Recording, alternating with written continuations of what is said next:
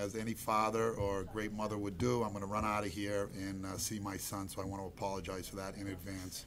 It's a big day for me as a father, for my son, Sal Jr. So thank you very much. With that, Mr. Chairman, I'd like to make a motion that I move that the school committee approve a new contract of employment for Dr. Lang based on specific terms previously discussed by the school committee in executive session on or about October 3rd, 2017.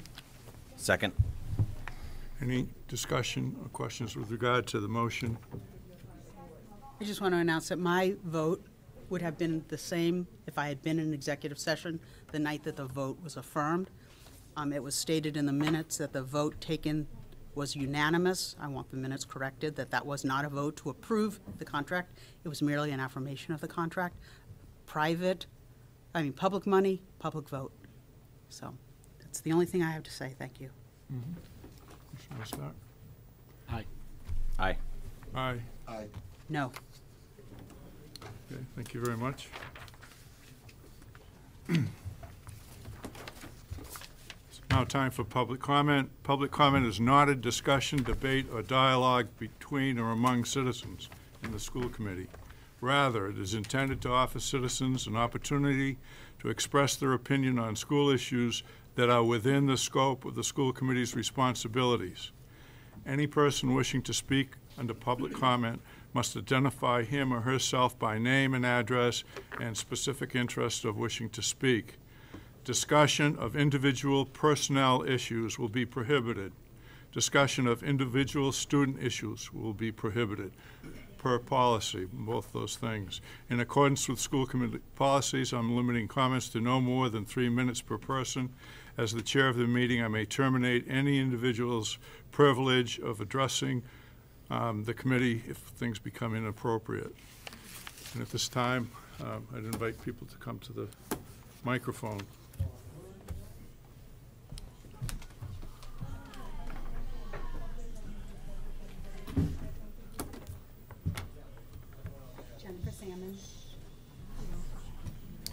I'm speaking as the president of the Teachers Union.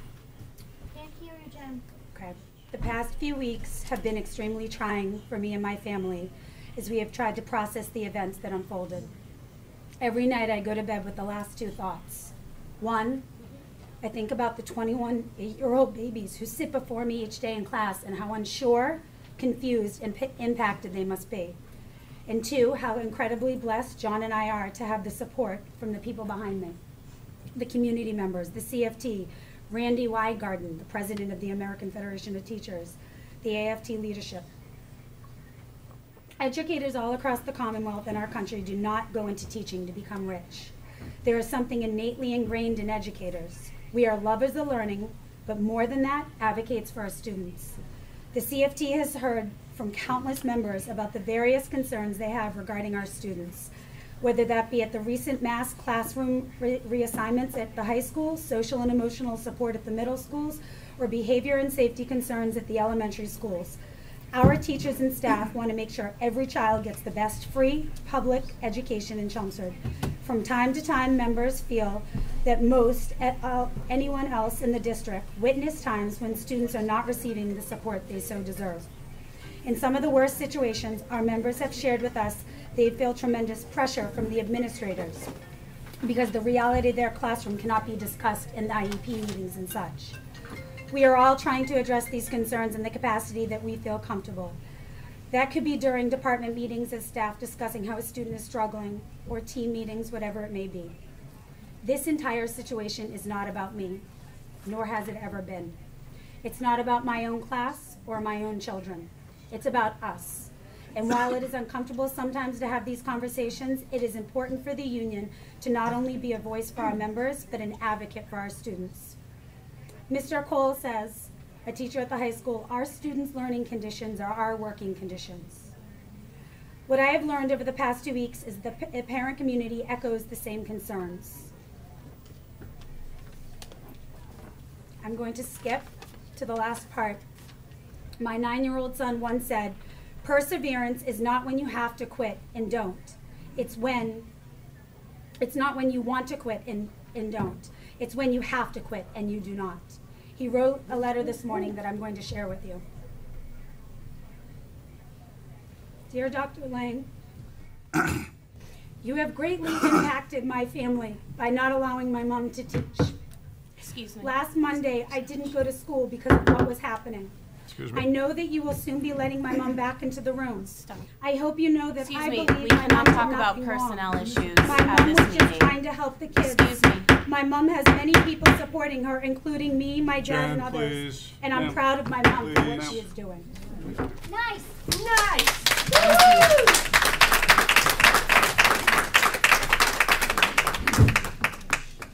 My name is Phil McCabe. I live at 211 Graniteville Road in Chelmsford. I have two children that graduated from Chelmsford High, and I think very highly of the school system. My concern is it was brought to my attention that my name was added to a petition. And not understanding what took place, I looked into it. So my concern here now is, as a citizen, I got access to the police report and saw the situation that took place in our school system. And I'm asking, do we have processes and procedures in place that somebody that is not affiliated with the town, not affiliated with the school system, is able to access our school and act in a way that it's stated in the police report? That's my concern. It's the safety of the children, safety of the administrative, and the school, people in the school itself. So I just wanted to come and state, my name was added to a list. I did not sign that, and that's the reason I'm here.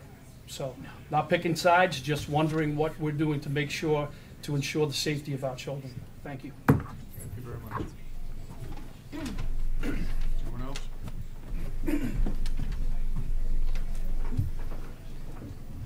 John Salmon, 3 Marinelle Ave.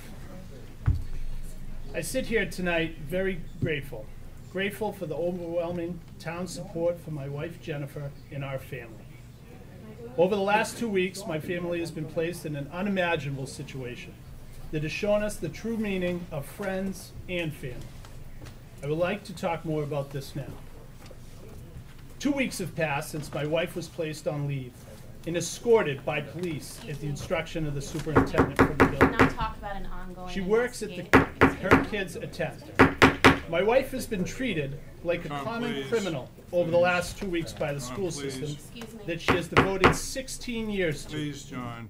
Through press releases, media statements, and John, we don't Facebook, want to have any. people have tried to problem, do we? paint her as someone who does not care for students John! and has committed a Excuse criminal me. act. John, Excuse please. She has not been allowed Sir. to pick up or drop you're- off her So children. you'll be asked to leave.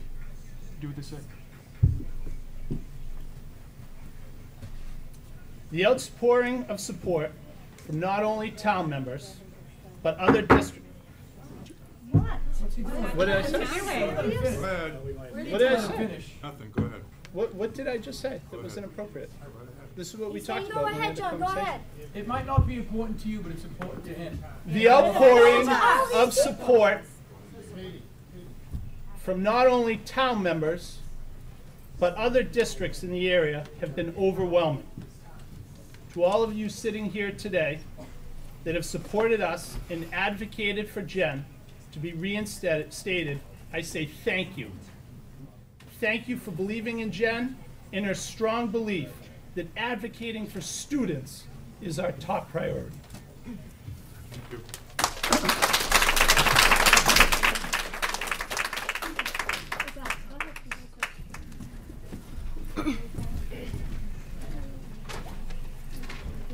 Hi, Stacy Gilbert, 120 Richardson Road, Chelmsford. Lisa Ashdown, 120 Richardson Road, Chelmsford. Bill Zafiski, 120 Richardson Road, Chelmsford. We represent the first grade team at Harrington School. We are here to share some facts with you of the events that took place, leading up to the event that took place Wednesday, November 22nd, 2017. We will not mention any staff names, we will not mention any student names. Can't hear you. Okay. For the past several years, including this fall, we have had children in our classes who require more support than we have been able to give them. We have always gone through the proper channels, such as building principals, SST, our special ed staff, our behavioral analyst, school guidance, and psychologist to advocate for all of the children in our classrooms. This year, we continue to present our concerns through these proper channels. We have had conversations with the previously mentioned individuals over and over and over again. This year, we have been worried about safety and the emotional needs of our students. With all this being said, in October, we requested a meeting with our union president, Jennifer Salmon. This meeting took place at 8 o'clock on October 11th. Jen came into our classroom to hear our concerns very professionally as part of her job. One of these very important concerns is the fact that due to the lack of support personnel, some children in our classes were missing IEP services. And instead of giving support services, these staff members were busy handling behavioral needs throughout the school. When we asked for help, Jen Salmon was doing her job to support the children and staff of Chelmsford. Thank you for your time.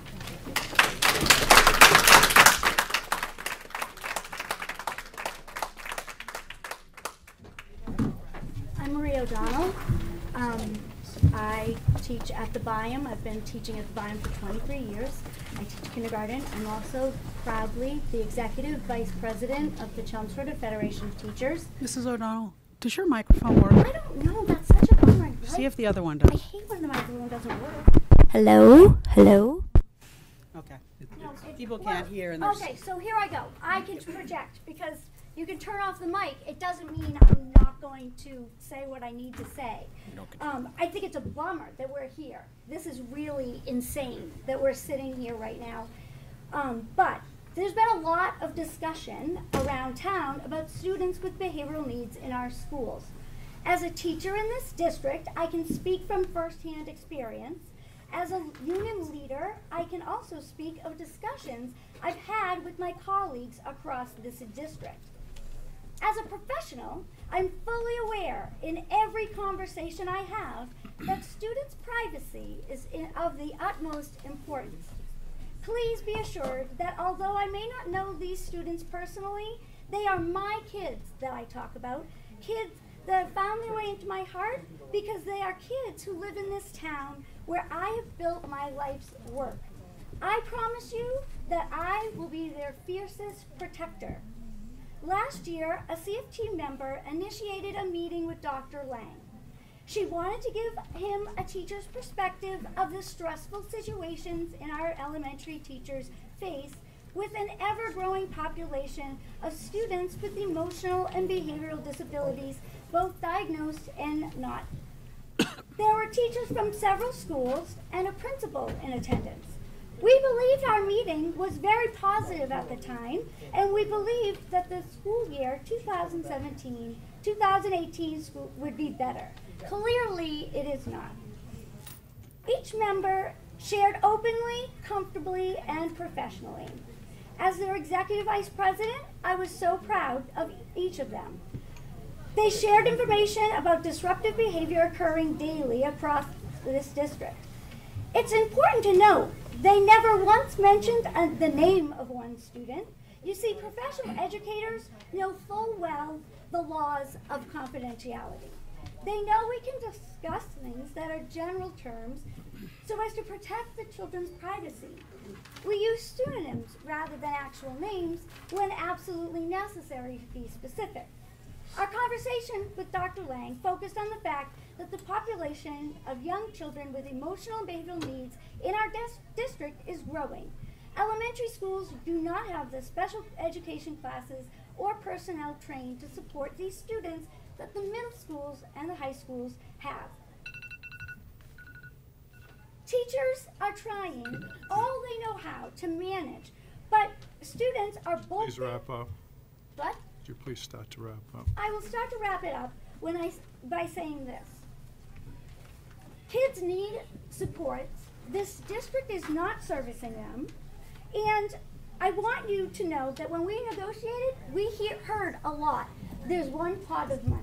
So when you are hearing that phrase, I want you to picture the poor kids who are not getting the services they need, and Dr. Lang sitting in his newly renovated office with new walls, windows, Here we go. furniture, Okay, thank Guess you. what? Thank you very When much. the kids Thank need you something, very Mom much. and Yeah, Dad hold I out know. and don't get things. Yeah, I know. It should be about the kids, and you should all be ashamed of Yeah, yourself. thank you.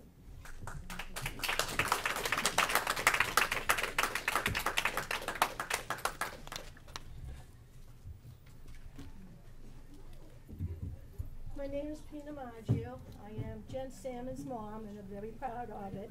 I would like to make a note here that when people are up here speaking, rather than being on your cell phone or reading something, I would think that you would want to act respectfully and at least be listening to them, because your behavior here is really abominable. It's very rude. But having said that, I had a prepared speech. I'm not going to even say it. There are at least 8 pages here of violations of Jen Salmon's due process. I'm not going to deal with that. We're going to let the attorneys deal with that. But I want to tell you something. Do not underestimate love. The love that Jen Salmon has for every child in her class and in the entire school. In Lowell, we're told that every child in our building is ours, not just the ones that are in our room. Do not underestimate the love that children. I'm talking, you're being rude. See, that's exactly You're what yelling. I mean. Are you yelling at Because us? the microphone is off. Are you My yelling at us? microphone is off and I'm talking. Okay, okay. Just let it go. Thank you. Thank you. Do not underestimate the love that Jennifer has for her kids and the parents and the students have for Jennifer. Do not underestimate the power of a union. There are at least 100 to 200 people out there that wanted to come in here, but you managed to stash your people. You take 6 or 8, and they didn't come in through the front door as we did. You know what? You people are a bunch of cowards.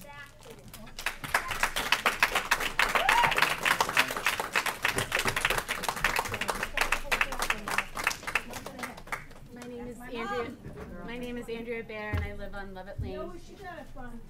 I have a 3rd grader at Harrington and a 1st grader at I Harrington. can walk up myself. And I I'd don't need like to police start by help me saying, out.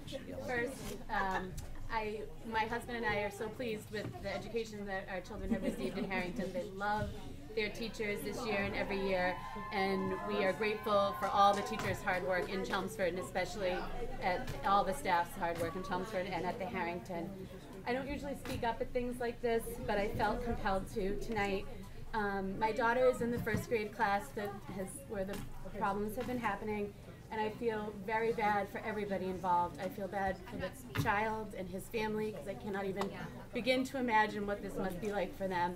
I feel bad for the students in the class. I feel terrible for the teacher, the staff, anyone who is affected by this. But the reason why that I wanted to speak tonight was I am a little bit disappointed in the way that it was dealt with on the administrative level, in terms of we never received an email or any notification about anything that had happened. Now, I've been teaching for 21 years. I'm a special ed teacher. I have a child on an IEP, so I completely understand confidentiality. That's what I do every day with my family and in my career. So I understand that. So we don't want names, although I know who the child is because I hear the stories daily from my daughter. But what I think would have been good when this all blew up and came to a head, I think it would have been nice to hear something from administration in terms of the kids are safe, we're working on this, you know, not mentioning names, not mentioning specific, you know, confidential information, but just something to address what happened. I think because nothing was addressed and no emails were sent out after the incident happened before Thanksgiving, people turned to Facebook. I've turned to my 6-year-olds and Facebook to get information, and we all know that's not the best source of information. I'm reading online about things happening that very much concern me as a parent, and I know things are being done, but I just think it was in poor judgment not to email the parents of the 1st grade class to tell them. I read what Dr. Lang wrote online, and I appreciate that, but I don't understand why we didn't receive an email saying, we're keeping your kids safe, we're figuring out the situation. Again, I don't want names, I don't want specifics, I think we should have received some type of notification. My second concern as a parent and as an educator is we all know that in teaching, it's not the type of job you go in, close your door, do your job, and leave. We collaborate as teachers. I've worked for 21 years in 2 different school systems for many different principals and superintendents, and we have, every week we have meetings, child study meetings. We meet, we talk about the students we work with. Some are students we don't work with. I have special ed meetings where we're talking about 6th, 7th, and 8th grade students that aren't all my students, but that's what we do. We help each other. We teach each other things. We share ideas. If we have a problem, we go for help. We collaborate. And I'm afraid that what happened with Mrs. Salmon is sending a message to educators that if you stand up for the kids and you go, or you stand up for teachers that need help, that something punitive will happen to you. And that is not what I want the message of my children's teachers getting. I want teachers that are standing up for our children, and I want them collaborating and helping, and that's just what I wanted to say. So. Thank you very much. You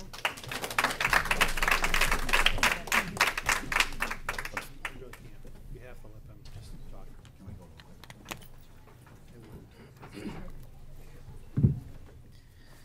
Good evening. My name is Amna Mian. You want me to spell that? A-A-M-I-N-A. Last name M-I-A-N. Thank you. Good evening, Dr. Lang, Mr. Alan Thomas. I'm speaking out to show my support for Jen Salmon. If 3 years ago you were to ask me, who is Mrs. Salmon, my reply to you would have been, I do not know. But what I do know is she is a talented, caring person. Her dedication to her students and our community can be felt so much. With a young family, it amazes me that Jen can do more than 150% and still hold a full schedule with very little sleep. I am honored to count her as a friend. I don't believe everything I read in the newspaper. What happened at Harrington was handled in a very bad way. No matter how and why the way the things happened, I feel that Jen was let down and not appreciated by this administration. Look behind me. This room is full of people that love her and care about her. Jen cares about her students and she loves our staff. A parent told me that her daughter many years ago was in Mrs. Salmon's 6th grade class, and her thing to me, which I will quote you, she said, Mrs. Salmon is a class act, and I agree. All the petition and the show of support for her tell us we are united. I hope in future no one working for this school district will ever be disrespected again. Thank you.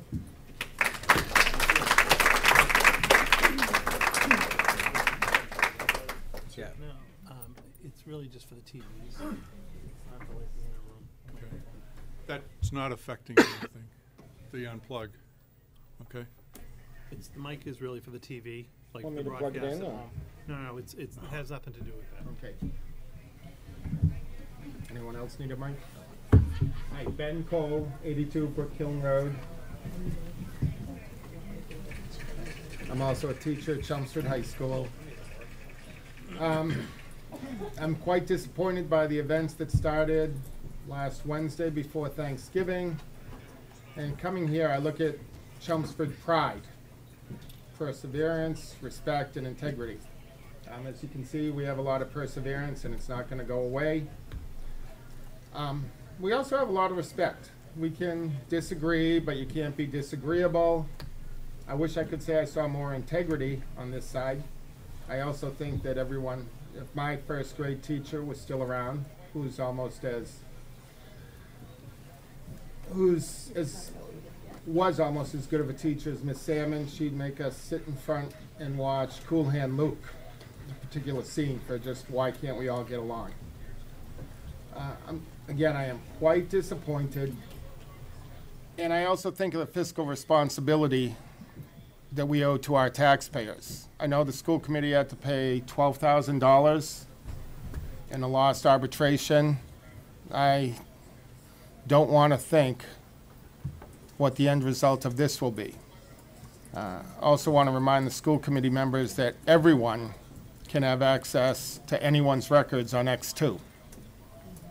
We don't publish it. We just look at it to see how we can best help the students.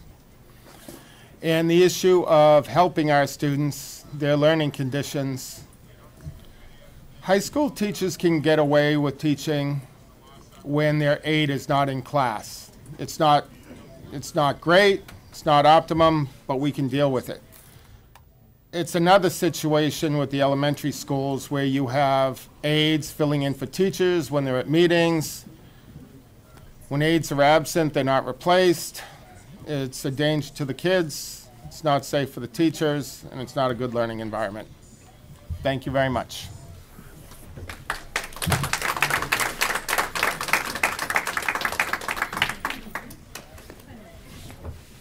Is it possible to get one more member of our executive board? Bring her in. Katie, telemedia is just saying, when you sit to speak, don't push the mic to the side. Okay. Because they're having trouble picking it up at home. Sure. Are they coming? Are you guys Well, no, it's more the, Good evening. I'm going to speak for the executive board of the CFT 3569. My name is Catherine Sullivan, Kathryn. I want to be clear because there's a Caitlin Sullivan that a lot of people confuse me with. 200 Richardson Road, Chelmsford, Mass. I'm going to take a different angle than what's been taken so far. I'm actually one of those union members you don't find today. I'm proud to be a member of a union, and I take the actions of this office as deliberate attempt to destroy our labor union. There's no other way for me to interpret that. I hope the police and fire department have taken note, because if they try to attempt to ruin our union, don't think you're not going to be next in this town. You have sent a very strong message to every working person in this town that labor unions are still needed. I'm proud to be a member, third generation AFL-CIO. Everything I have is because of labor money, because I've worked for it and my family has. And your actions are a deliberate attempt to destroy everything I believe in. I'm very disappointed in the actions of this office and the people on this school committee. And I would like to add one thing. Every one of us is sitting here because A, we love our job, because we love your kids, and because we love this town. And if we didn't, we wouldn't be fighting for our community. One we don't even live in. I care more about this town than the one I live in. I spend more time here than the town I live in. Very disappointed.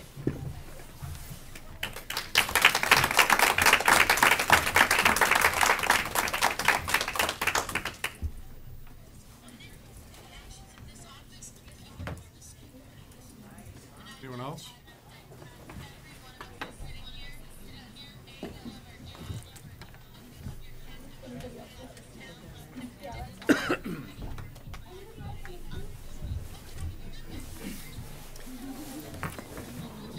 Hi, I'm Megan Stanton, 8 Dartmouth Street, North Chelmsford, Mass. Oh, M-E-G-H-A-N. Last name, Stanton, S-T-A-N-T-O-N. 8 Dartmouth Street, North Chelmsford. So I didn't plan a speech. I didn't plan on coming up and talking, but my daughter, first of all, I went through Chelmsford High School.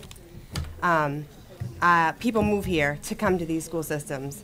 I have one child, she's in first grade. And this is my first go with all of these things. I started emailing about some of the things that were going on in the classrooms week 1 of this school year.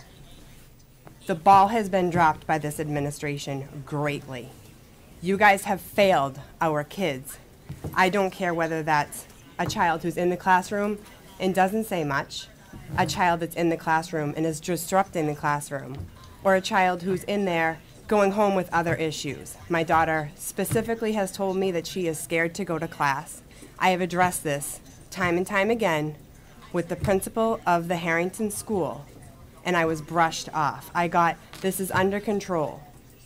It's clearly not under control, and I am so beyond grateful for Jen Salmon to be an advocate.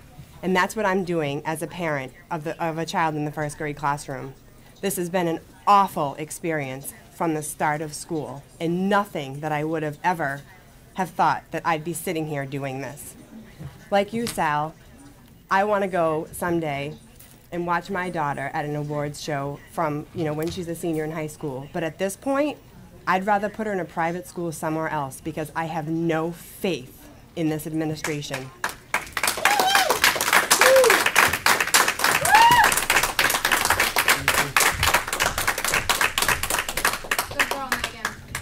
Anyone else? Sure.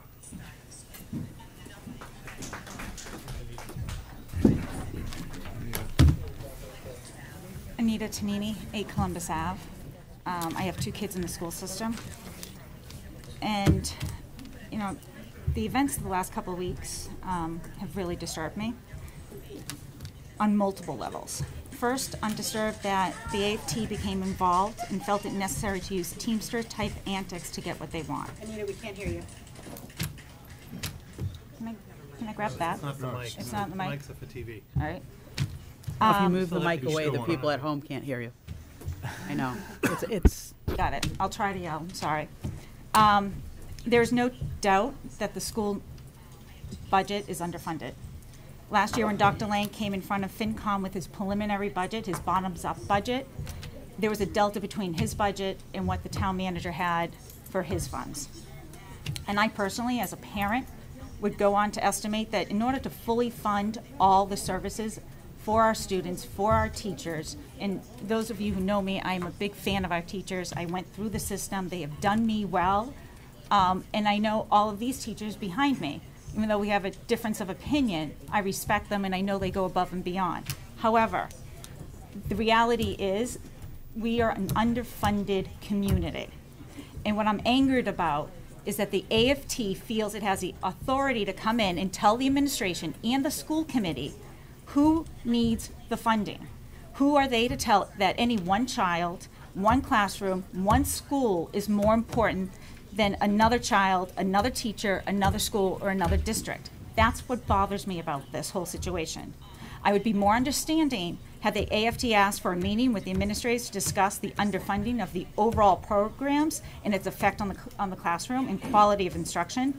I would have been more understanding had this been brought up in anticipation of an upcoming budget season. I would have been more understanding if the AFT offered to create a task force with the union, the teachers, and the parents to help lobby the town for additional funds for the school. However, you see, they didn't do any of that. They chose to go into one school and have a discussion with one principal to get what one classroom needed. That is not okay by me. I ask that the AFT to provide a statement on the situation, as they have the right to speak and let us know their side. Their silence speaks volumes. I ask the AFT to remove Mr. Eric Blanchett from the organization, as I do not believe he embodies their values or principles. And at a minimum, I ask the CFT to demand a new union rep for Mr. Blanchett, because Mr. Blanchett should not be allowed near our school or our children.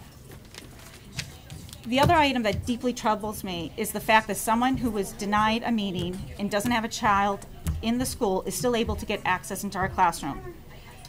That is not okay by me. I am thankful and count my blessings that Dr. Lang remained calm and was able to de-escalate the situation.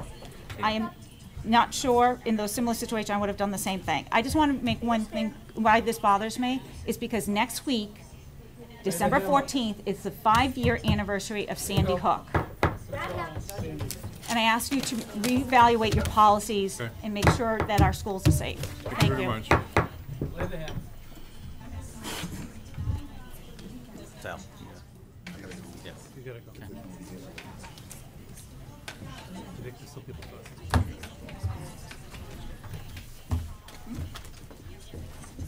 Good evening, Catherine LaBelle, Kathryn, LaBelle, L-E, B as in boy, E-L, 94 Meadowbrook Road. I was not planning on talking, so forgive my nerves.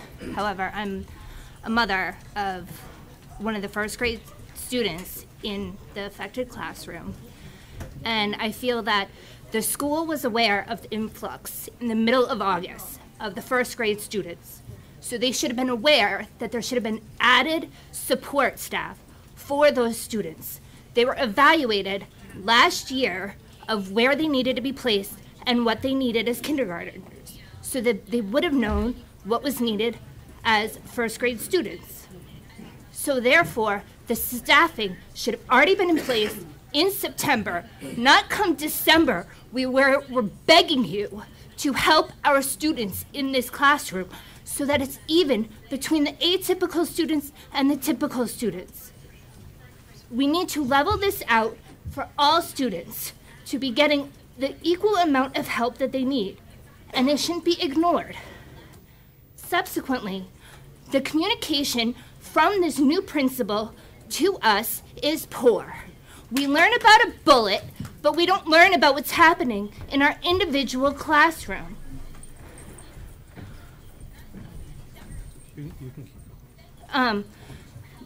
Where we should not be learning from Chelmsford News Facebook page exactly the extent of what's going on in our classrooms. I shouldn't find out right before Thanksgiving really how bad things are in my child's classroom. I should know firsthand before people in Billerica know what's happening in my child's classroom. And there needs to be implementation and policies given forthcoming of the removal of students when problems happen. I went to orientation night last year and this year. Nothing came up about the policy of having to remove students when troubles are happening. So I have my 6-year-old coming home telling me that she was removed from the classroom because of a scary situation. I should have known that day what the scary situation was before I even got to have a conversation when I got home from work with her. Thank you. And Jen Salmon is sticking up for my child. You are the ones being paid to be sticking up for my child. And you're not.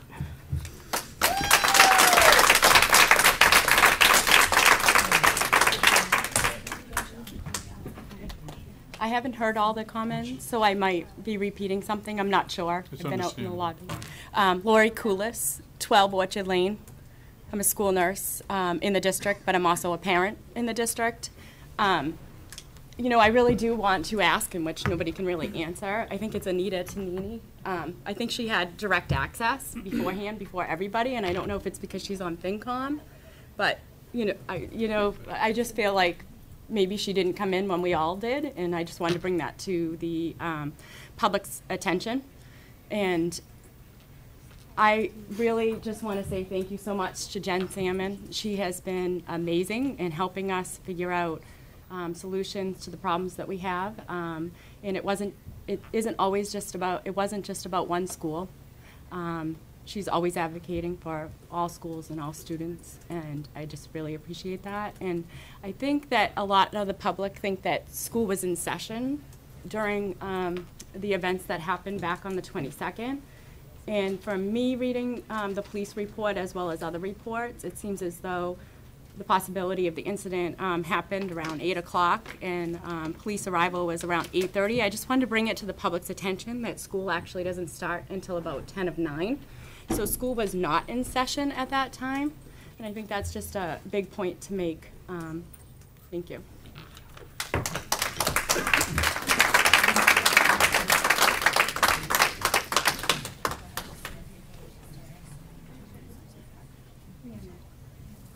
Anyone else?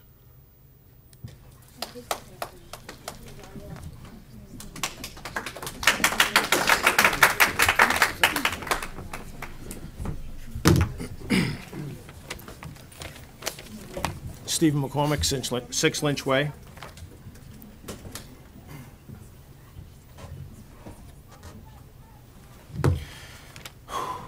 Welcome. Thank you, everyone, for allowing me to speak tonight in regards to the ongoing concerns I have at the Harrington and throughout the Chelmsford Public School System.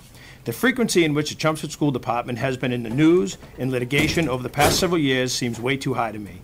There are 351 cities and towns in the Commonwealth, and I feel that we experience these issues far more than most others.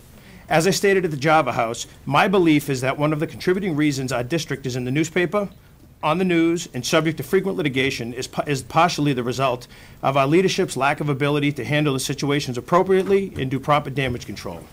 I feel when a situation presents itself, the first and foremost responsibility of the superintendent of schools and the school system as a whole is to triage the active issue and put the measures in place to see that things are resolved. The next most important thing is to perform damage control to ensure things are not able to escalate out of control and result in being in the paper, on the news, and in turn in litigation. As an outsider looking in, the appearance is such that our school system continually makes poor decisions in these times and results in the outcomes that are very unfavorable to the community as well as the families and children that are connected to the Chelmsford Public School System. I don't intend to rehash the many times we have seen the helicopters flying over town, the news vans in our school parking lots, and are being dragged into the Lowell Sun. I would, however, like to offer my insight as to how this particular situation at the Harrington School was handled and how I feel it negatively affected our school system.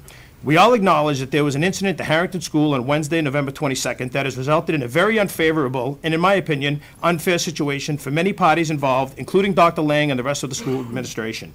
My belief is that had the situation been handled better, the collateral damage that has ensued would not have been nearly as bad.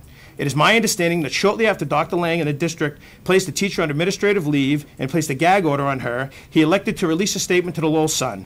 When at the Java House, Dr. Lang mentioned that he didn't really give a statement, but acknowledged that questions were asked by a reporter.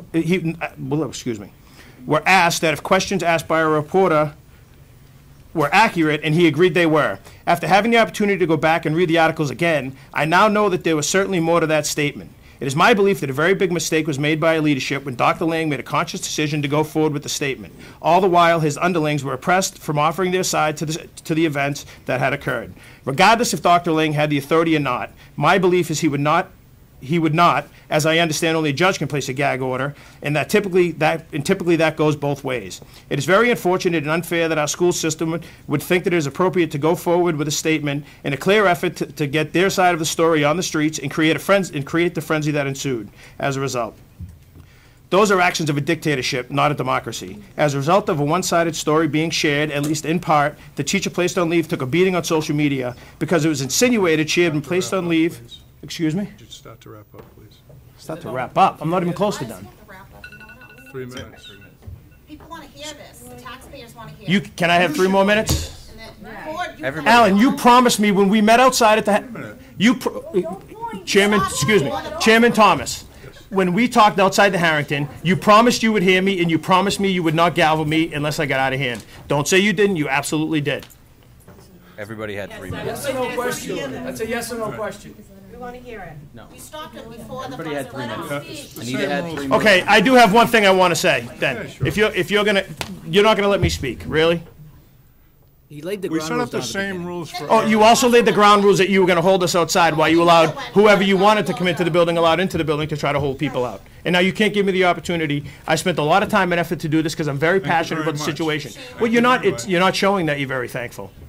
I'm sorry, we set the same rules. Stopped him before the president. Let Anita keep going after So obviously the this isn't important to you. We're You're about- making it abundantly clear that this isn't important to you.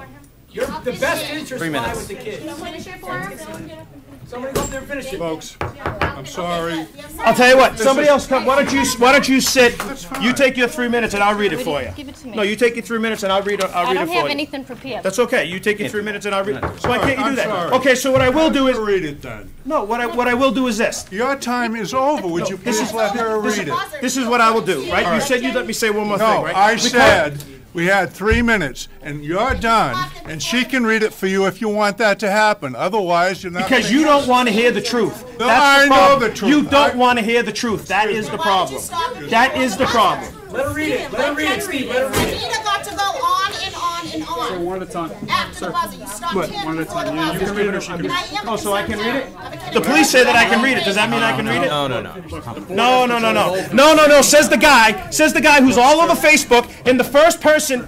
Please don't touch me. There's no reason to touch me. Says the guy that's all over Facebook, it should be removed from his position. You are the first person. No, hold on. I don't care what it is. You are the first person that went on Facebook and identified that person by their sex, identified that person by their age, while talking about how they were drinking wine as they. Inappropriate. No, what's inappropriate is when you have a school committee. No, hold on. I don't care. Drag me out of here. What is inappropriate is when you have a school committee member that goes on Facebook over and over and over again and gives don't shake your head at me, and gives privileged information, right, about an incident that occurred over and over and over again. It states facts about a person, and he exposes their name, he exposes their sex. Is that appropriate? He should be removed from the school committee.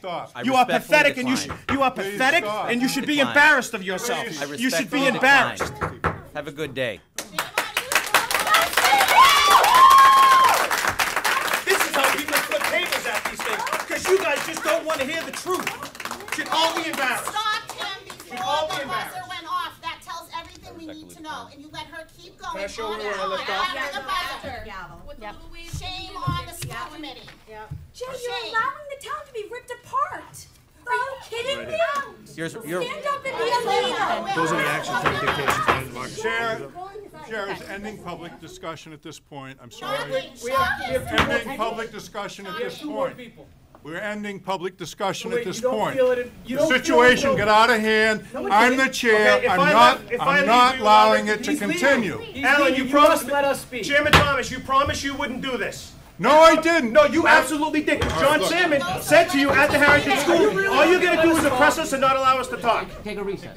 Take a recess. Okay. Yep. I'll entertain a motion to go into recess. Motion to go into recess. Second. To be continued. All in favor, aye. Lots of parents here. It's a recess.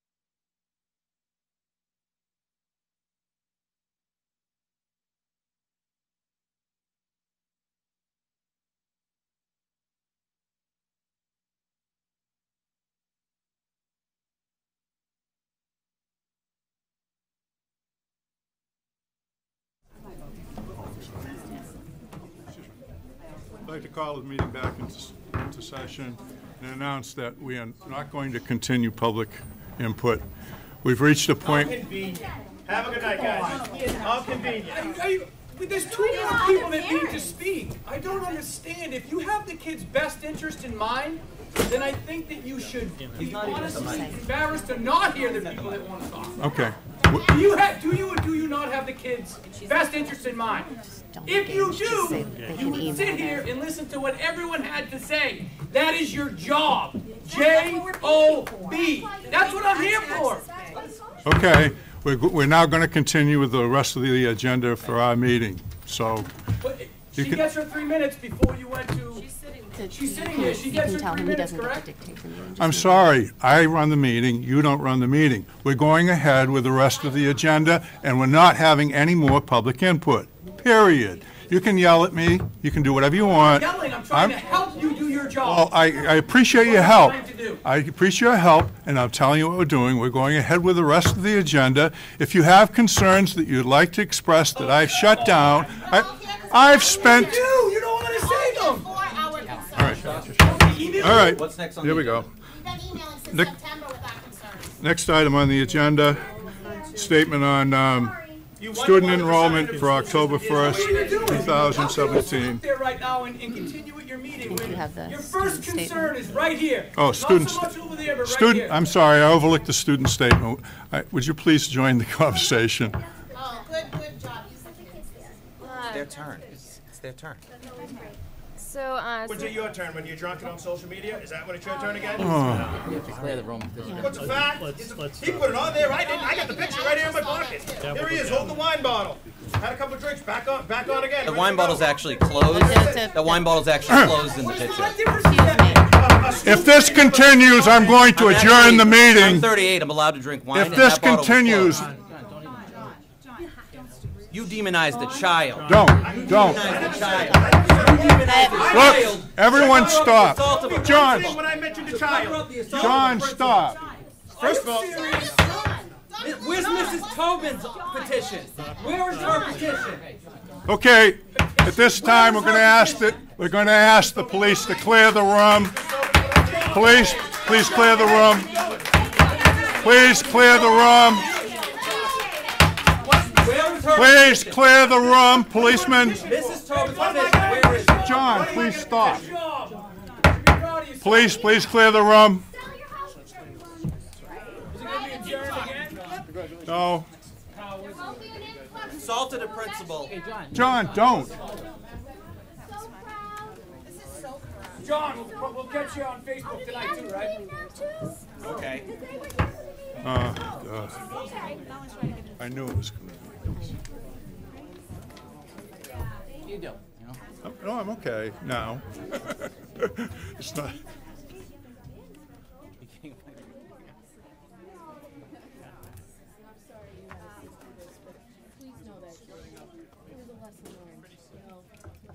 Yeah, you can assault a principal and get away with it.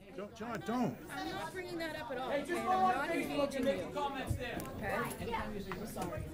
You're going to hear it for months, so just don't. Process. You're going to address the issues at the Harrington School in the first grade level, right? Assaulted a principal. Right? AFT assaulted a Please. principal. Like I said before, I'll get you on Facebook. Is that a threat? I think that No, was a threat. please, John. J-O-B.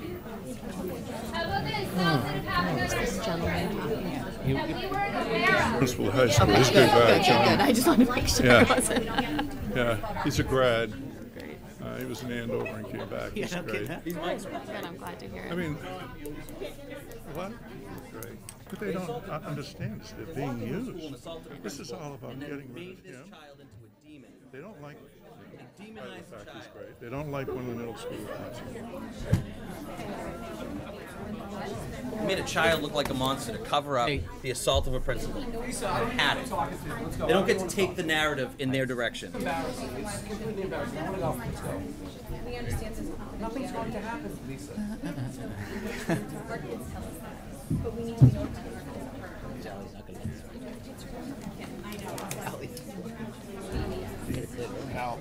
Special education children deserve an education too.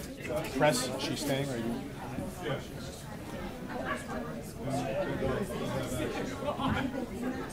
Children are entitled to education. You don't get to make a monster out of a child.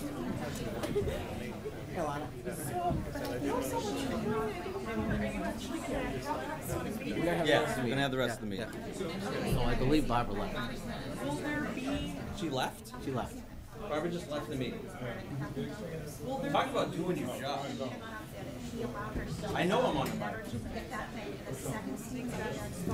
She works for the union. She stood out in a sign for the union. She's an elected representative in this town. Come here for a second. No, I know the mic is on. I've had it. She works for the union. She collaborates with the union. No, this is exactly what we're supposed to do in a democracy. You're supposed to bring it to the light, and what she does is corrupt. And she enables this. Her first responsibility is district, and she leaves the meeting.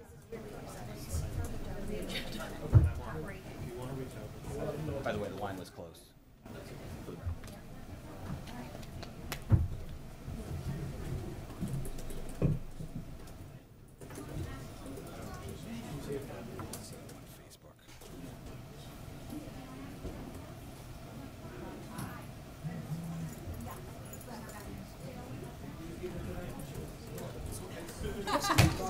Of course I do. But your collaboration with the union? Let me make this clear. That you favor the union. That you don't do your job. That you don't actually do... You don't do your job. Come on. You can point at me. Did you do the superintendent's review? This should be in recess. Look, please stop. Please stop. I was warned about you. Multiple people Please, know. John. It's the worst kept secret John, in town please. that you work for the union. John, Oh, please. John, I work for a cybersecurity Stop. company. I don't. Yes, you do. No. Look, all right, Everybody please. knows Held a sign. Yes, I held a sign supporting a teacher in our district. Al was there as well. I support the teacher. I support the students. It's why I ran. Guys, nothing productive is going to come from this at this point. But as soon as I leave the room, my name is being slaughtered in here. All right, I just walked back in, I'm just saying, I have no idea what's going on. Nothing productive is going to come. No, I agree. I'm done. I would suggest that you just move forward with the agenda. Yeah. Worst kept secret in town. All right, John. Knock it off. She works for the union. Just, I would suggest All you right, move forward with folks. the agenda. Ladies, anything you can tell us would be well received Good at news this be point. What do we want to do as far as people? I don't And think just so you guys know, when you're laughing and giggling and making negative comments about Barbara, it's all on TV because we're watching it out here. Yeah, I know the mic's on. Thanks, Steve. Appreciate it. Not a hot mic mistake. I think what we should probably do is just continue on with the agenda items. Hopefully people will disperse, and then just go. I think to allow them to come back into the room. Oh, I don't, it can't, we lost it. It's gone. So, It's gone. We're going to just proceed with the agenda items. Everyone in here is good. Everyone Everyone in here here is fine. Yes. Okay, ladies, we'll try again. So since our last meeting, some updates. The National Honor Society officers attended a statewide conference at Holy Cross and presented a workshop with other schools across the state. Also, winter sports are starting and tryouts are over, but some games will be soon. And tonight, as we know, is Fall Sports Awards night for all of our fall athletes. And tomorrow is the National Honor Society induction for the new junior and senior members. On Thursday, we're going to have Katie Greer come in. She's going to talk about internet safety with all the students on Thursday. On December 14th, we're going to have our winter concert for the chorus, band, and orchestra at 7 p.m. in the PAC. The next day, on the 15th, we're going to have the All-Town Wind Ensemble concert at 7, also in the PAC. And then the DECA at our school is opening a school store. They designed all the T-shirts for our pep rally, and they're going to be making more other stuff. So we have a sign up in the school, and they cleared out a room for it, so the school store will be opening soon. All set? Thanks. Thank you very much. I'm sorry that you were delayed making your presentation. Thanks for waiting. Okay. Yeah, you guys are certainly welcome to stay, but you're certainly welcome to head home for the night, too. Thank you. Thank you for coming in. Would you just make sure that they can get through? Okay, thanks a lot. All right, we're now moving on to new business. First article under new business is discussion of student enrollment as of October 1st. Thank you. Yes, I'm just going to walk you through a few reports that we had in the packet for this evening. We still have basically draft data from the DOE, As you know, we submit our information to the Department of Ed every October 1st, and those are the numbers that are actually used to help with the Chapter 70 calculation to determine our level of funding for the following year. So this is a report that I provided previously as a way to just track our district enrollment. Again, the DOE goes through a process of kind of certifying the numbers, and then again, this is what the Chapter 70 will be predicated on.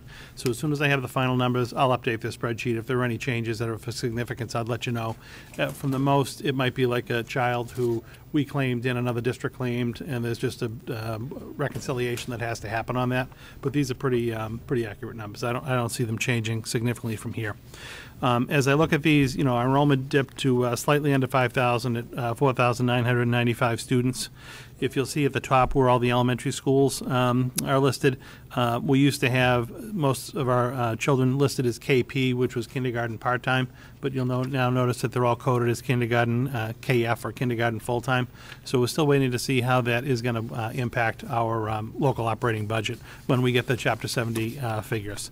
But as I look at these numbers across the board, again down below in the first grouping, we take each of the elementary schools, Byam, Center, Harrington, and South Row, the number of homerooms that we're offering at each grade level, and then we just divide the total student enrollment by the number of grades to come up with an average student class size in each of the classrooms. So our average class size across the district now with the full new full-day kindergarten ranges between 20 and 23 students per class. At the first and second grade levels, our class sizes range between 19 and 23 students per class. And then with the exception of 25 students per class at Byam in the third grade, our enrollments are again between 19 and 23. And then at the fourth grade level, that's probably one of our higher levels. They're between 21 and 23 district-wide. I have to say at all of our elementary schools, again, that's a good number. We shoot to have somewhere between 22 and 24 kids in a class. So it was actually good if you think about it at the Harrington. Ironically, it came up earlier tonight. We had only scheduled 4 classrooms of first grade at the beginning of the school year, and then our enrollment started to tick up over the summer. So we ended up adding a 5th section so that our class sizes would be manageable. And that was helpful to obviously bring the class sizes down to a good number.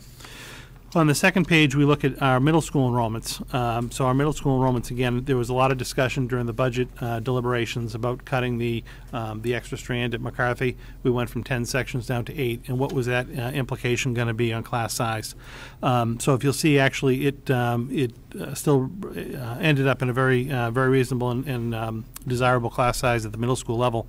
And actually, in fact, at the 5th grade level, Parker School has 178 kids on October 1st, and McCarthy had 181. So it was very close. If we had left the extra 2 sections of students at McCarthy, their average class sizes would have dropped into the 17, 18 range, and really would have been out of whack with Parker, and that would have been disproportionate. So it was, again, in hindsight, it was good that we made that adjustment. That's something we'll obviously look at in budgeting for the years to come. But again, I think it's very desirable for all of our middle schools, grade 5 to 8, to have 20 to 23 kids in a class. Certainly desirable figures. A lot of districts would like to have that staff-student ratio. At the high school, it's very difficult to look at class size. What we will do for the budget, like we did last year, is produce an actual listing of individual teachers and how many kids are in each of their individual sections of classes. You can't really look at homerooms. It's a little bit more of a complex process, but that's something we'll look at as we get through the into the budgeting. So really, all in all, again, this is our preliminary data on our school enrollment. It'll be refined and updated as we get our finalized numbers from the DOE, but I think we're in really good shape student enrollment-wise, and obviously this is something we'll watch as the year progresses. How does it compare to your initial projections going into the year? Ballpark? The big unknown was really the full-day kindergarten, because we didn't know how many kindergarten students might have been enrolled in private kindergarten programs. And I think from the NESDEC projection that was performed, I think we're only off by about 5 students, which is really good. So that makes me feel like we have some really good, credible figures to be basing our long-term projections off of. I want to say they had estimated like 360 or 362 students, and we're at 368. So it's right in the ballpark of where we should be. But if you want, the next time I do an update to the report, I can make a little notation about that, just to tie it back to the NESDEC report. No, we're actually very happy with that. And again, now, so we're going to have more solid numbers for first grade. The K is always going to be a little bit of the guessing game now, because first grade used to, because that was the first year you had the full-time staff. But now we're going to have the known kindergarten kids who are going to move up to first grade. So it's the K that's going to be a little questionable. But again, we're really happy with NESDEC's enrollment projection coming in so close. I think we're looking in good shape on that. But I'll provide that update the next time we do a report. Any further questions? Looks good. All right. No motions or anything necessary on that. Did you have a question? Oh, okay. You're welcome. The second item on the agenda this evening is approval of the 2018-19 school calendar. Again, this is timely. We wanted to get on the agenda early because people start to make vacation plans and things like that. We start to get inquiries at this time of year. And if you recall, last year we actually talked about switching our school calendar to go back before Labor Day as opposed to after Labor Day. We had issued a parent survey to try to find out where the community fell on that. Very good number of responses. About 57% of the people that replied to the survey wanted to go back before Labor Day. Also, working with the union, a significant number, strong majority of teachers wanted to go back before Labor Day. So when we were doing our collective bargaining with the teachers union, we actually put in the contract our ability to go back before Labor Day. So our recommendation is to implement the calendar that's attached that would have us start the week before Labor Day. What would end up happening is on Monday the 20th, that would be our staff orientation and kickoff day. And then on 27th. I'm sorry? 27th. I was off a week, I'm sorry. That's fine. So on the 27th would be the staff orientation day. Kids would then come back for 3 days, Tuesday, Wednesday, Thursday, kind of get into the structures and routines of the school year. And then on Friday, we would take a 4-day weekend. So there's a little bit of rest. But districts that actually do go back before Labor Day do find those 3 days to just kind of get the routines and the schedules worked out productive, so that when you then come back after Labor Day, again, it's only a 4-day week you're going into, so you're kind of easing into the school year, but you're really down to business that day. So our recommendation would be to move forward with this calendar. It denotes all of the national holidays. It denotes all of the different school vacation weeks, so parents can do their planning. And at this point, even with 6 extra days built into the calendar, the kids would be getting out on the 19th.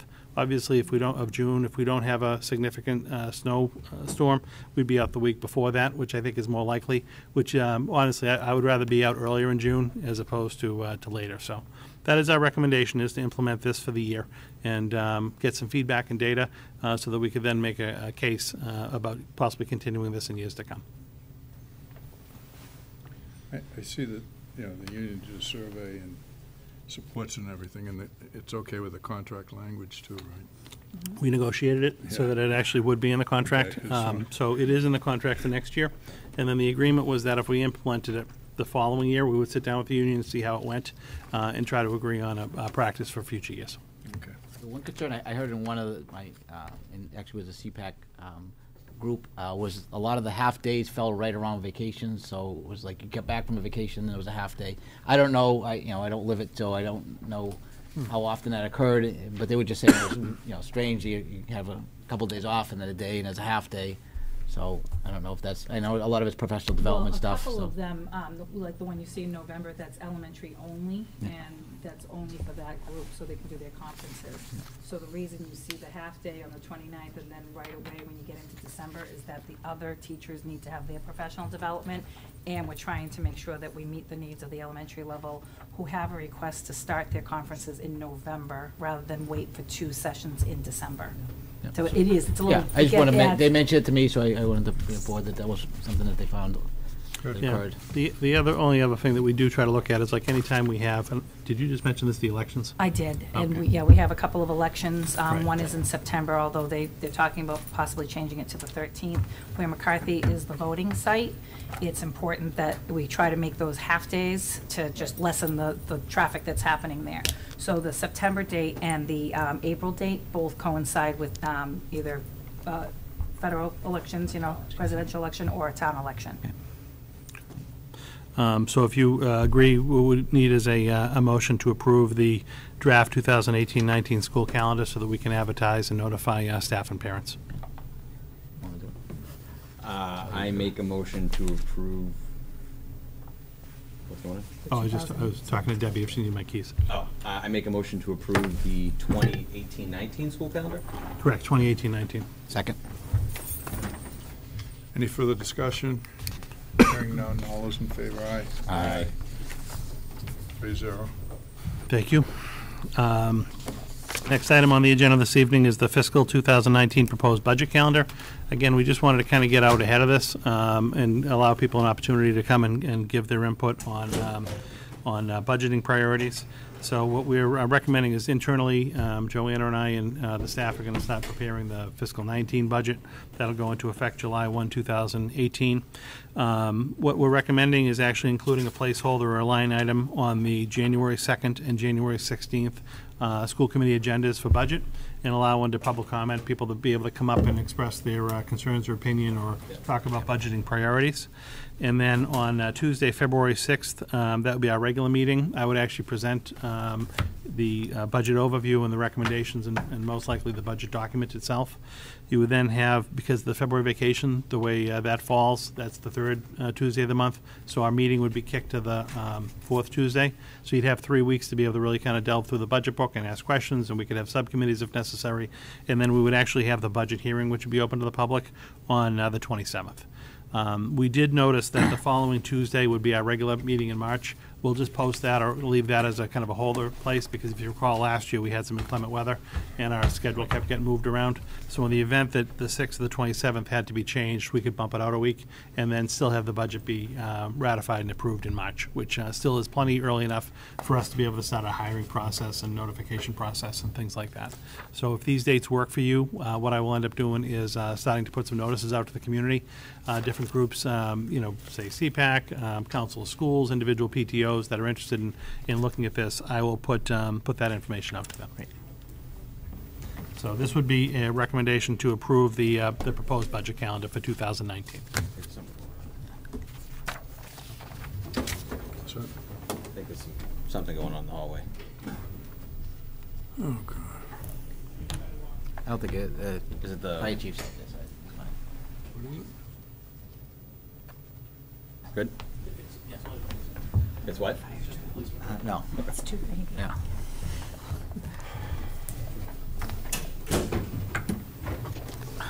So I make a motion to approve the FY 2019 budget calendar. Correct.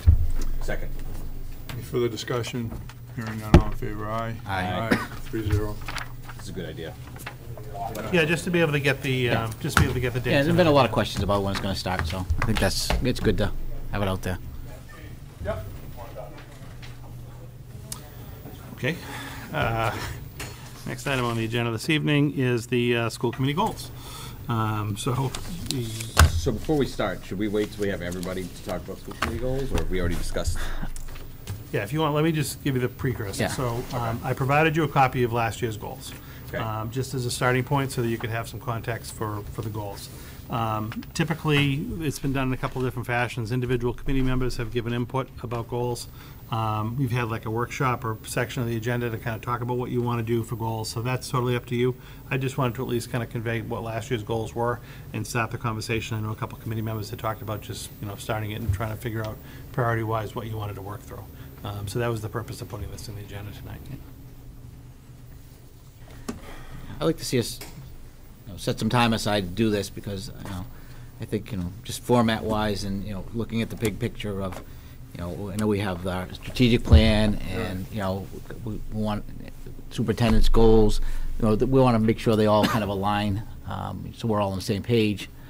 So I don't want to rush through this, or I'd like to take some time and really maybe even look at the format we're using in terms of stating our goals. It doesn't look like the format's changed very much in the last couple of years, so I think it might be time to do that and look at a different way, and then maybe in the future change the timeline a little bit. Right. As far as when this gets done. Definitely. So. Well, from my perspective too, as closely aligned as like the school committee goals are to our district plan, Yep. the better it is, because Right. we're working in unison together on it. We're also looking at the plan being a multi-year plan, so when it comes to kind of setting year 2 or 3 of your goals, we can be forecasting what we might want to look at. Right. So we can look at them, not only just for a single year, but we can look at like a multi-year approach. What I'd like to do, yeah. So. just to help in any way if you want, do you want me to try to reach out to or just look at other school systems and kind of see what their goals look like? Do you want me to collect some data for you? I think we need to look at our stuff, Okay. I think, again, we have your strategic plan, we've got to look at that, we've got to look at what your goals are, and then I'll try to align them. I mean, that's what I think we should head with this. I mean, our goals are going to be different from other. How busy do you think we're going to be? Should we do this in a workshop, or do you think we can do it with a regular? I don't know, to be honest with you. I mean, I think there's probably going to be a couple of issues that are going to have to be addressed. So I almost wonder if this is important enough to be able to, talk through. I wonder if we almost just schedule a separate meeting to just kind of look at the school committee goals, or if there's another kind of bigger piece of information we want to look at, that might be the time to do that. Yeah. If you want, I can poll the committee members. We can just send out a list of dates that are available and pick something between now and Christmas. If you want to, pick a date. I don't know how quickly you want to do it, but just to at least start the right. Yeah. I mean, obviously, the sooner the better, only because we're in December. But yeah, I think it is going to take some time. I think setting aside a separate meeting is probably going to be needed, given some of the things that we need to work on. I think as a committee, we have things to work on. We have things to work on. Yes. Would you like me to reach out and poll members? No.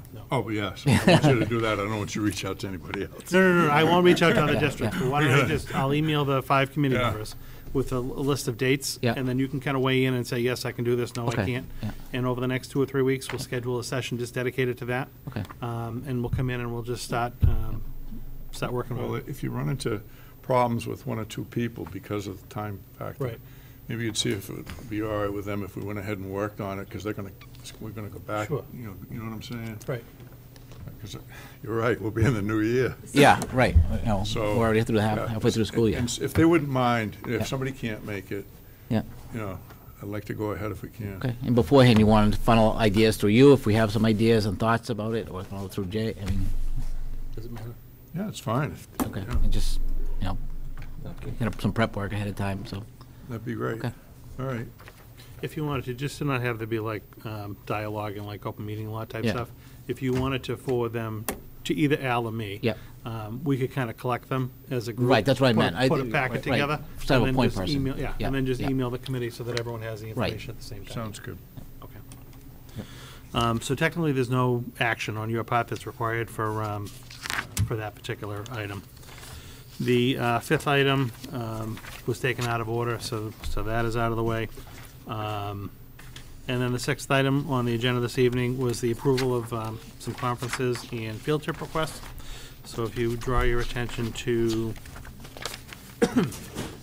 that packet, there were 2 field trip requests from both Parker Middle School.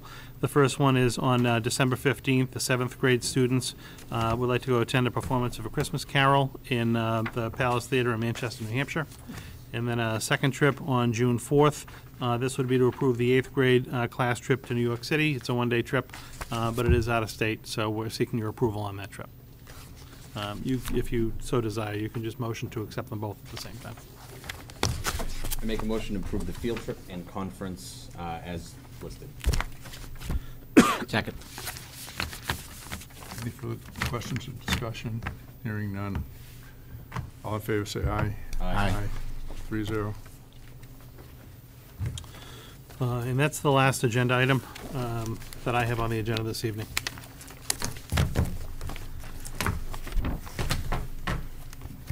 Before we close, I'd just like to say that there are so many great things going on in the district that I don't want them to get lost, and I hope that people will watch to see the news that's put out by the various schools, to see all the great things that are going on. One of the things that I'm very proud of is that several of the schools, beyond the Project for 300, collected huge amounts of food. And I've often said that the biggest charitable organization in the town is the school district, and if people see the kinds of things that the kids are doing, there'd be no doubt in their mind about that. So I'll entertain a motion to adjourn. Oh, is there anything on liaisons? Yeah, I'm sorry. Do you want to go first? You go first. Just the BIAM, just some good news over there at the BSA. They have we're actually on the list to get a new playground, hopefully. Great. We're Wow. at town meeting for some of the money, but they've raised enough money to probably match half of it. Oh, great. The playground at the Byam, if you haven't seen it, it's in pretty rough condition. So that's some good news. And as far as I recently went to the CPAC meeting, they were just discussing some of the recent panel discussion that they had for parents, and just discussing other workshops that they have kind of in the future. And they also announced the nominees for their new board. They're going to have elections in January. So I believe we're going to put that as an agenda item for them to come in and just speak about the group and what their vision is for the next meeting, which should be good.